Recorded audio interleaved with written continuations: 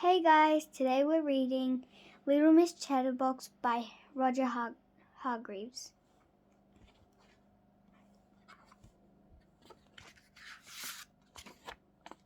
Little Miss Chatterbox talked more than a lot. She talked all the time, Monday in and Monday out, week after week, month after month, year in and year out. She never stopped. She didn't know it, but she even talked in her sleep. She had a brother. I bet you can guess what his name was, can't you? That's right, Mr. Chatterbox. She looks a bit like him, don't you think? You should have heard them when they got together. You couldn't get a word in edgeways or sideways or anyways. Have you ever heard about somebody being able to talk the hind leg off a donkey? Well, Mr. Chatterbox could talk both hind legs of a donkey, and his sister could talk the hind leg off an elephant. Now, this is a story about the time where Little Miss Chatterbox decided to get herself a job, which she did, in a bank in Happyland.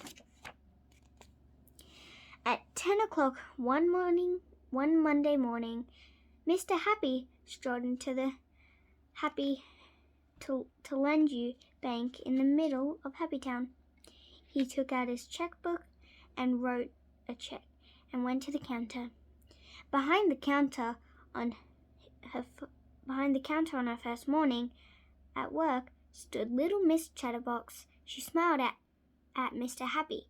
Mr. Happy smiled back. "Good morning," he said cheerfully. "Well," said Mr. Chatterbox, taking a deep breath. "For the time of the year it is a good morning, but not as good as the morning we had yesterday, and I dare to say tomorrow morning will be an even better morning, but it is quite a good morning for a Monday morning."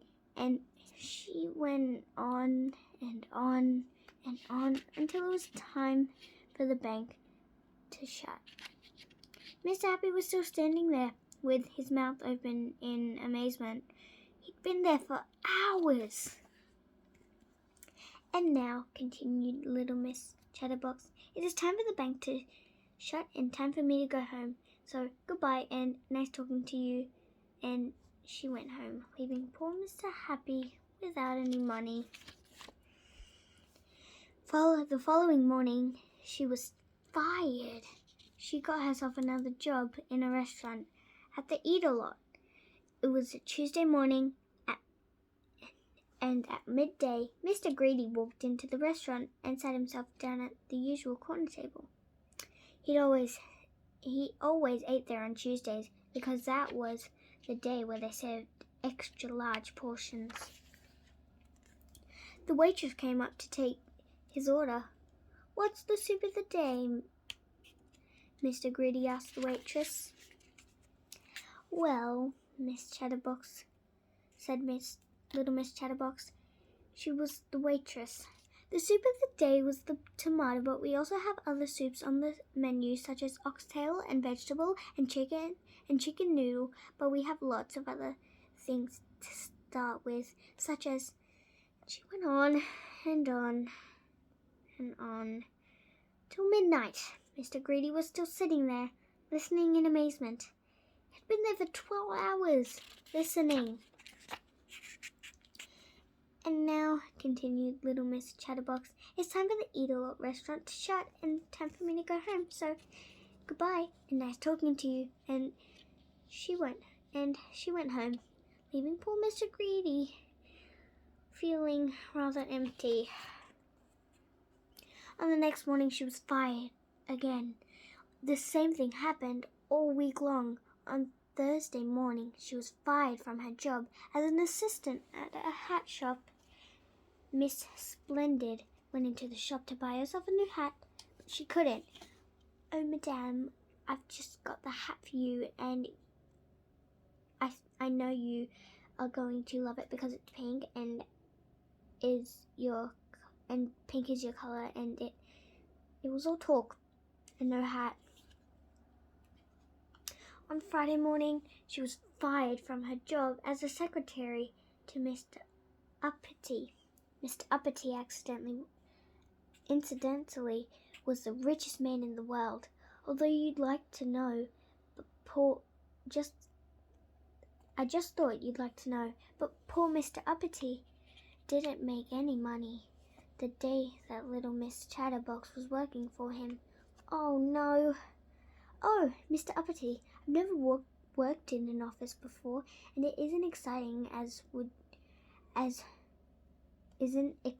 and you would like a cup of tea or coffee, and you are as rich as everybody says you are, and it was all talk and no work. But this story has a happy ending because that week, the end of that week, little Miss Chatterbox managed to find herself a job that suited her down to the ground and up to the sky. That Saturday evening, Mr. Chatterbox was at home in the Chatterbox cottage, which was where he lived.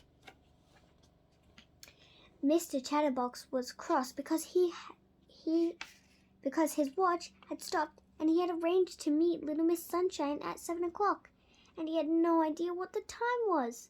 So he decided to telephone the speaking clock to find out what time it was. He dialed the number. At the third stroke, it will be 6:25 and 15 seconds. Little Miss Chatterbox took a deep breath. Pit, pit, pit. At the third stroke, it will be 6:25 and 20 seconds. Pit, pit, pit. That's funny, thought Mr. Chatterbox to himself. That just sounds just like my sister.